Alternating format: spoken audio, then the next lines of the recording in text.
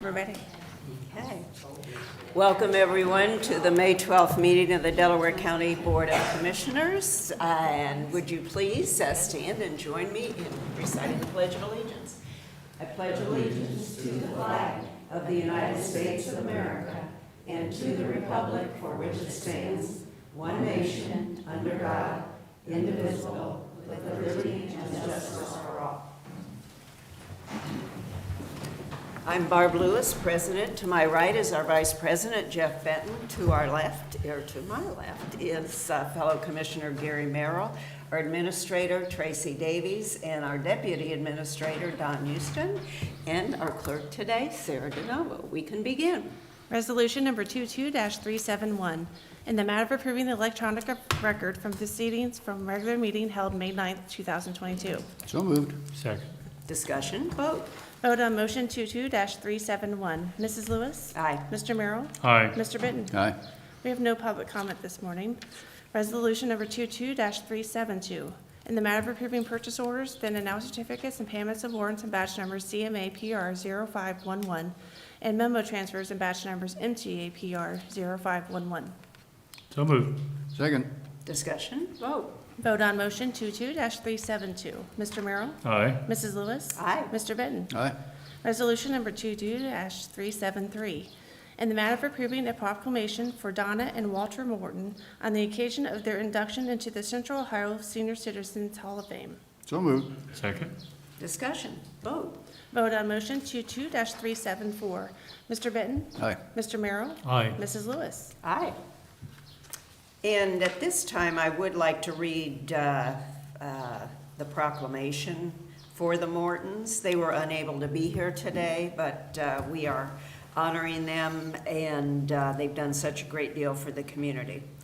Whereas Donna and Walter Morton are being honored as Delaware County's 2022 inductees into the Central Ohio Senior Citizens Hall of Fame, and whereas the Mortons, married for more than 63 years, have devoted countless hours and resources to the Delaware County community by volunteering for 4-H organization and Meals on Wheels program, and whereas the Mortons have served the 4-H organization by instructing youth in the areas of sewing and electrical work, and by serving as hosts and recruiters for the 4-H International Exchange Program, and whereas the Mortons began delivering for Meals on Wheels 14 years ago, logging an estimated 4,000 hours and 22,000 miles, bringing hot lunches to seniors in Ashley, Ohio. Therefore, be it resolved that the Delaware County Board of Commissioners hereby honors and expresses its gratitude to Donna and Walter Morton for their community spirit, and we congratulate them on the well-deserved honor of induction into the Central Ohio Senior Citizens Hall of Fame. And Julie and I will be there presenting them with this proclamation. It's May 25th. But thank you. Did Farrah want to say anything? She will be saying something. Yeah. Okay. We'll move on to item number 5, resolution number 22-375, in the matter of proclaiming May 22nd, 2022 as Older Americans Month in Delaware County, Ohio. So moved. Second.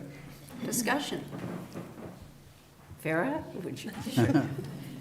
That's your cue. Thank you very much, Commissioners. I'm so happy to be here. It was wonderful listening to all that you had to say about the Mortons. They are wonderful volunteers, and we're so fortunate to have them and many like them who devote so many hours and their time and talents to the organization. We're very grateful. Older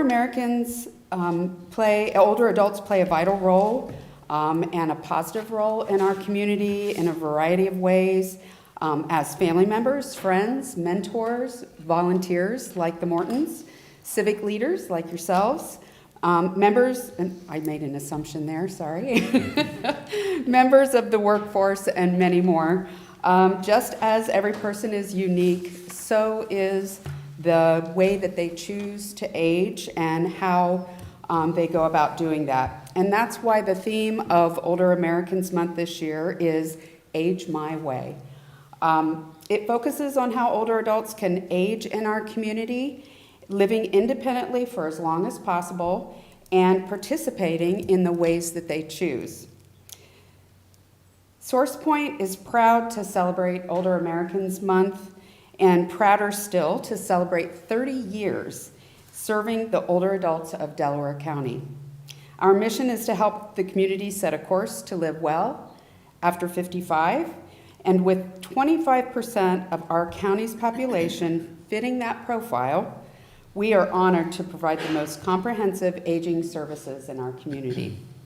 Thank you, Delaware County, for your continued support of SourcePoint, and thank you, County Commissioners, for proclaiming May Older Americans Month. Thank you. We do have a proclamation that we can give you, too. Oh, wonderful. Okay. So, Let me wait and Yep, Yeah, we got let's get a picture. We got a photographer. right. Jumped up. Do we want to vote before we take the Vote. vote? Yes, go ahead. Vote on motion 22-375. Mrs. Lewis? Aye. Mr. Benton? Aye. Mr. Merrill? Aye. All right, now we're official.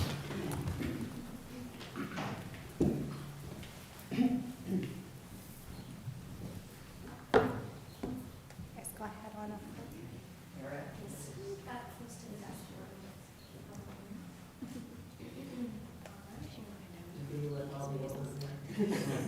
Can't beat the phone camera sometimes. All right, everybody look over here, and 3, 2, 1, 3, 2, 1. Right hand, and take down this one, and 3, 2, 1, 3, 2, 1. Did you get it? Okay. Thank you. thank you. Thank you so much. Thank you.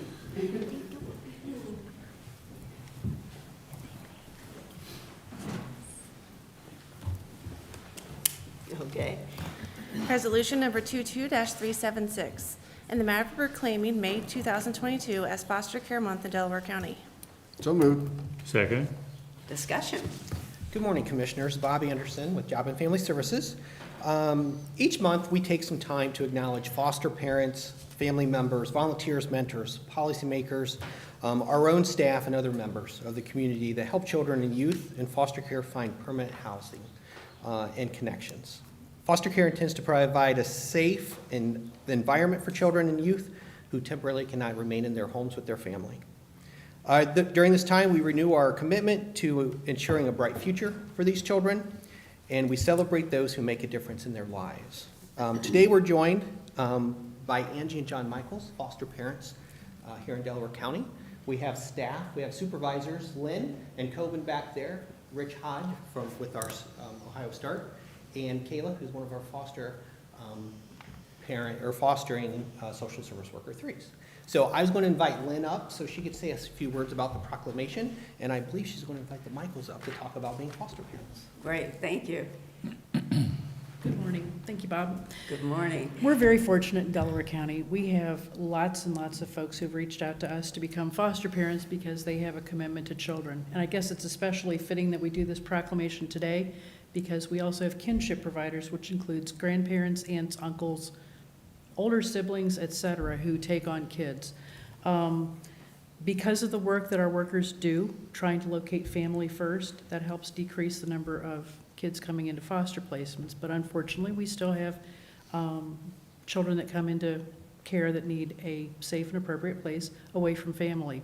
We currently have 25 licensed foster homes, and that includes 7 families who have transferred to us from private or public agencies over the past probably 3 years, which I think probably says a lot about what we're doing to maintain and support our families. We also have 3 families that are adopt-only at this point in time, and we have 8 home studies currently in progress for foster and adoption homes. So we look to increase, while we also understand that some foster parents who've done this for many years want to retire, if you will, or find a need to move on to something else. The Michaels had actually contacted me several years ago, I believe shortly after I took over this unit, and wanted to license with Delaware County. At that time, it was a worker and myself, and we simply couldn't. We had a backlog of 8 home studies, which was really unfortunate because they live here. Angie contacted me a few years ago, and we ended up transferring their license from another public agency to ours. And they've had placement of a little boy from about 3 weeks of age, a newborn who was going through withdrawal, and he remains in their home and is transitioning hopefully back to live with parents. And they are looking at having placement of 2 little girls who they've just met once and plan to have some more visitations with before making a decision. So Angie and John have been foster parents in the state of Georgia as well as Ohio, so I'd like to have them come up and say a few things. Oh, please, thank you. Welcome. Good morning, Commissioners. Thanks for having us out, Lynn. Just to add on a few things to what she said, you know, some people call what we do God's work. We view that it's kind of our service to the community, helping these kids in needs. She referenced our foster son, Austin. You know, we've had him for 19 months already. It's amazing going down and picking up a 3-month-old from the hospital that's not yours. But he's been such a joy to have and to see the change that we've been able to make in his life.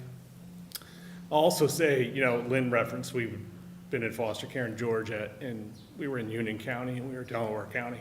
This county has been great to work with, the support that they've given us. You know, we're the front lines for these kids, and they're our front lines. So they're available when we need them, and that's invaluable to do what we do. So we plan on doing this for as long as we're able to. You know, the little ones are getting a little bit harder to chase around. Yeah. We say that because we just turned 50, so. But, yeah, we do enjoy it, and we're glad that we can help make a difference in these children's lives. Oh, gosh, we just can't thank you enough. I think you can definitely keep up with those kids, so. We try. I'm sure. Any comments, Commissioners? You know, to some degree, I'll sound redundant because we basically say the same thing every year, how fortunate we are to have families like you in our county doing, you use the word God's work and taking care of these kids. It's special to have families, parents who are willing to take on that challenge / opportunity, and it can be an opportunity if done properly and well, and I think we're fortunate enough in this county to have some really great people. I look forward to the event we have every year when we honor the foster parents. I think I've made most of them, and it's just our small way of saying thank you for accepting the opportunity, this challenge to take care of, having a meaningful impact on young lives, and that in a perfect world it wouldn't be necessary, but in this imperfect world we live in, it's necessary to have perfect people to step in, and thank you very much. Yeah, I guess I can't say a whole lot more other than thank you. You're doing really special work to help these kids who need help. And, We enjoy it. It's kind of like you're the temporary mom, temporary dad. You're there to help them. Hopefully, as Lynn put it, the goal is always to transition them back to their parents and their families if at all possible. We've watched Austin's parents, I want to say, grow. You know, they're working through their case plan and watching them. Like, I think his dad sent John a message and said, I hope I can be as good of a parent to my son as you guys have been. Like, it's nice seeing what you can do to help the kids, as well as while you're helping the kids, you're technically helping the parents as well. I'd like to add, you mentioned temporary parents. In many cases, it is temporary parents. In a few cases, it turns out to be permanent parents, as families are in a position to adopt based on the circumstances the kids are in. So it really, temporary in some cases becomes permanent, and not all cases, and obviously the goal is to get them back with their family when possible. But thank you, and it's a plural you to all the families involved. Thank you very much. Oh, absolutely, just life-saving work. Thank you. And did we vote yet? We have not. Let's vote, and then we'll get a picture. Or vote on motion 22-376. Mr. Benton? Aye. Mrs. Lewis? Aye. Mr. Merrill? Aye. Okay, and we'll get a picture.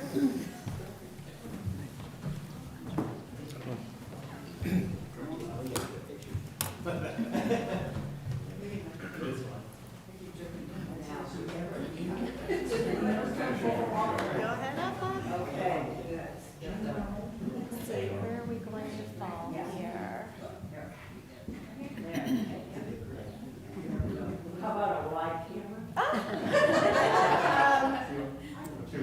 Jeff, can you go behind Barb, beside Barb, maybe? Sure. And can I have you two right in the middle of the proclamation? You three switch to the left of, you three switch to the left of our job and action. You slide that way. Yep.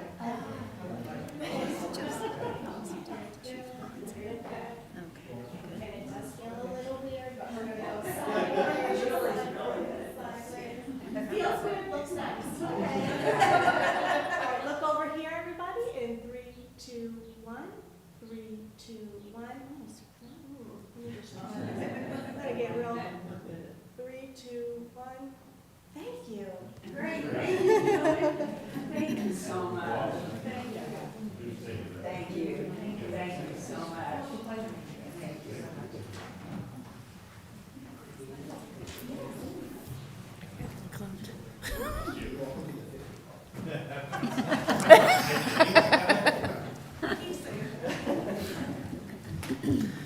Okay. Item number 7, resolution number 22-377, and the matter of approving the third amendment to the contract between the Delaware County Delaware County Department of Job and Family Services, the Delaware County Board of Commissioners, and the Delaware County Transit Board for the purchase of transportation services. So moved. Second.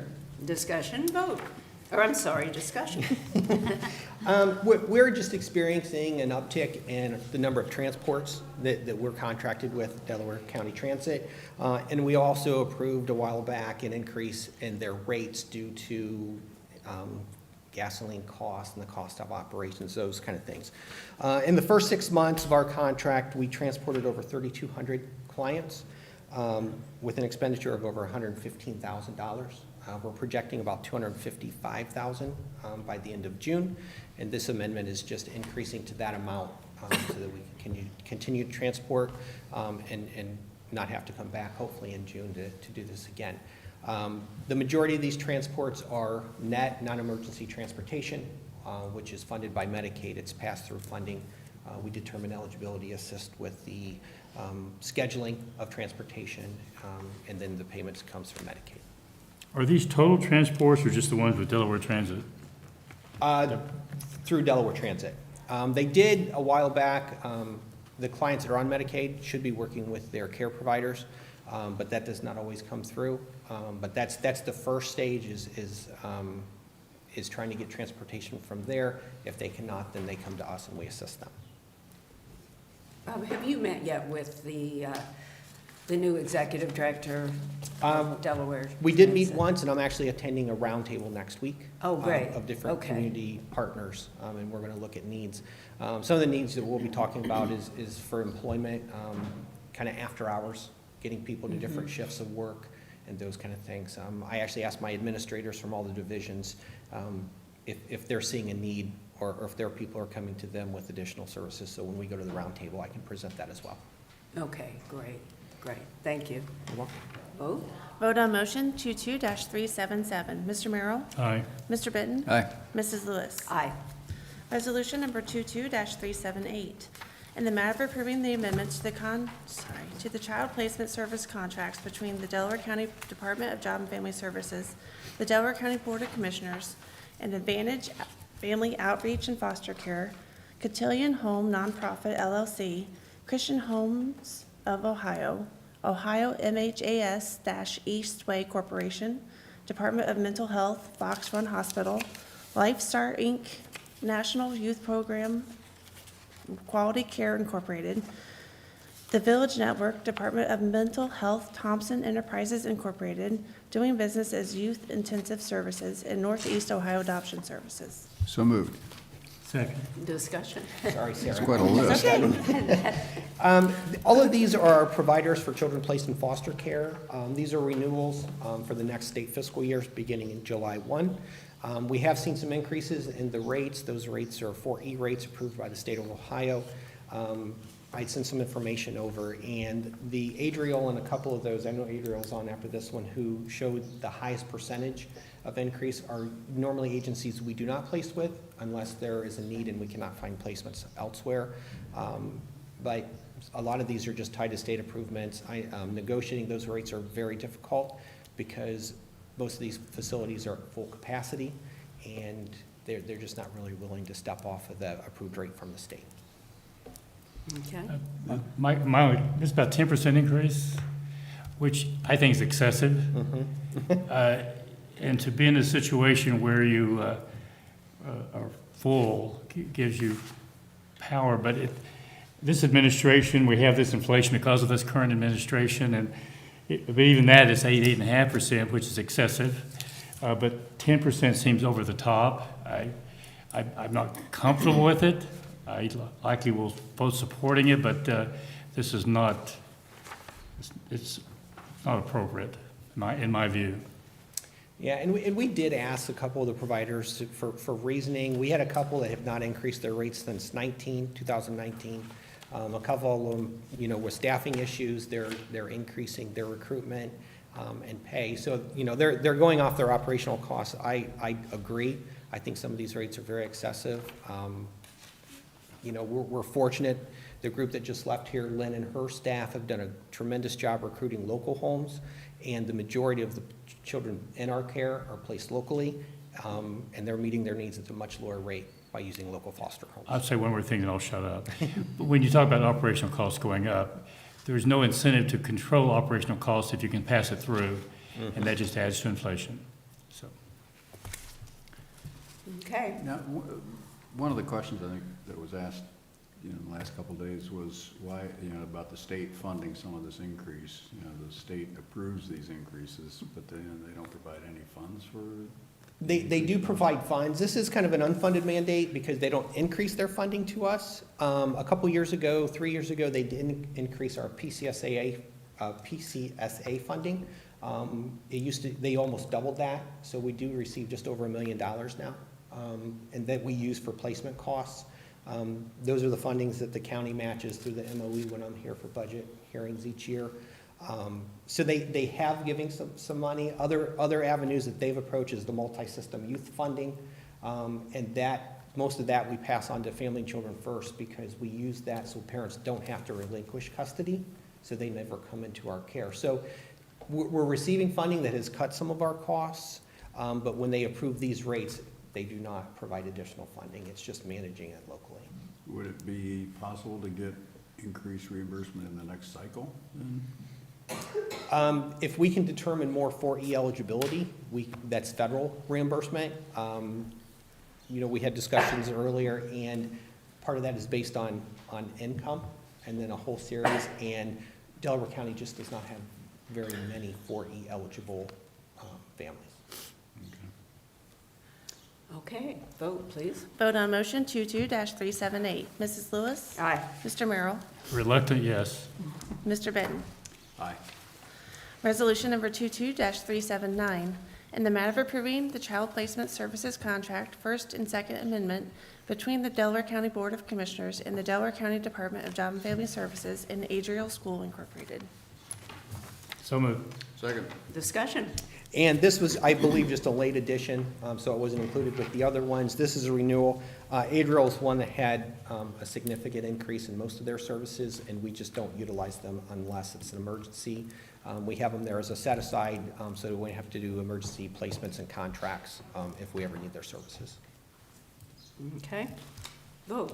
Vote on motion 22-379. Mrs. Lewis? Aye. Mr. Merrill? Aye. Mr. Benton? Thank you. Resolution number Thank you, Bob. 22-380, in the matter of approving an addendum to extend the service agreement with Cedric Claims Management Services Incorporated to provide claim administration services for Delaware County's Workers' Compensation Self-Insured Program. So moved. Second. Discussion. Good morning, Commissioners. Ellen Wandell, HR Director. This is an agreement for a 2-year extension of the current contract with Cedric, our TPA for workers' comp services. Each year totals about $32,000, and it's a 2.5% increase each year over the current contract. Okay, questions? Vote. Vote on motion 22-380. Mr. Merrill? Aye. Mrs. Lewis? Aye. Mr. Benton? Aye. Thank you. Thank you.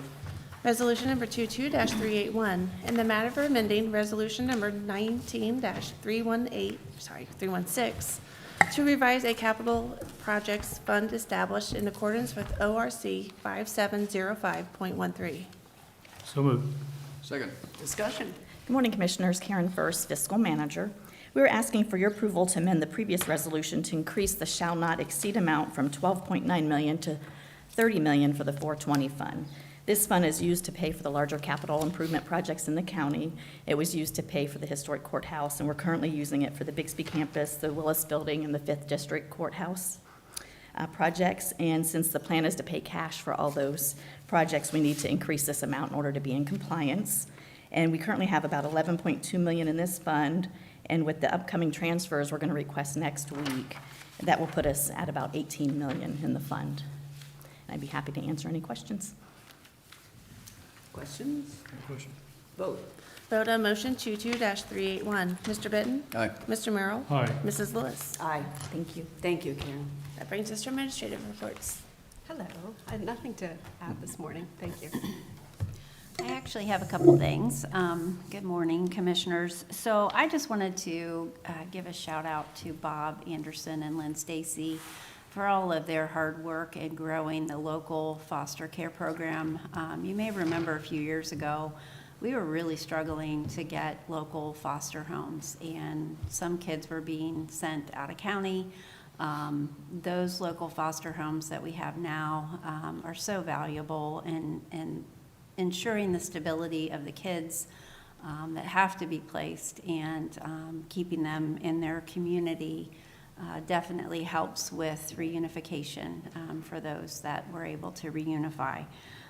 So they just do such great work. And I know next week there is a dinner that's scheduled, I think, on Tuesday to recognize the foster parents for their hard work. And unfortunately, we haven't been able to have those dinners in the last couple years, so it's nice that that's going to be back again next week. I'm hoping to attend. It will depend on my son's tournament schedule for lacrosse, but anyway, I'm hoping to be there. And mentioned earlier too was the roundtable with the transit agency next Friday, and either Tracy or I will also be participating in that meeting, which I think will be very helpful in terms of really targeting where we need the transit agency services. Lots of really knowledgeable people will be at that table, including Bob Anderson. That will really help with that, hopefully long-term, to get those services available more readily to those folks that need it. And that's all I have. Great. Commissioner Merrill. I have nothing today. Commissioner Benton. Just a couple things. Went to the meeting we had with the Licking County Land Bank team on Tuesday, and that was very interesting. Licking County has a very active land bank and a very proactive land bank. They've dealt with literally hundreds of properties. You know, they had a lot of blighted properties. They weren't getting private interest in those properties. So very, very active. Learned a lot. They outsource most of the work. They have some staff in the auditor's office, interestingly, that provide the oversight. Okay. They do outsource most of the work. Their mission is to get it back into the private sector hands, get these properties back in the private sector hands, and they've been very successful with that. Again, it was very interesting, very, very different. You know, that when they go through sheriff sales, they don't have a lot of the properties don't get bought. In our case, almost all our properties get bought, and then the three that didn't were the auditor's auction that was very successful. So 100%? 100%, yeah, and well above what we expected to receive in terms of bidding on those properties. And so again, very, very interesting, very, you know, congratulations Licking County. They've really done a nice job of dealing with problem properties in Licking County, all around the county. They've developed nice partnerships with the local communities, the townships, cities, villages. don't know if you've been to downtown Newark, but it looks really nice. They've really done, I haven't been there a number of years, and they've really done a lot of nice Oh, things. really? I haven't been there lately. Yeah, either. I was really impressed that downtown Newark, the square really looks Yeah. nice. And That beautiful courthouse. beautiful courthouse, the whole square is all fixed up. Oh, wow. You know, the streets around it are largely fixed. So again, it was very interesting. And congratulations and thanks to Licking County, their whole team, you know, the county, the city, the townships, et cetera, the treasurer's office, all worked on that to make it successful. Had a TID meeting yesterday. It was pretty uneventful. I mean, TID keeps moving forward on their projects, so you know, good work there. Rapid 5 lunch today. Rapid 5 is this new nonprofit that is being set up to deal with the 5 major waterways in central Ohio.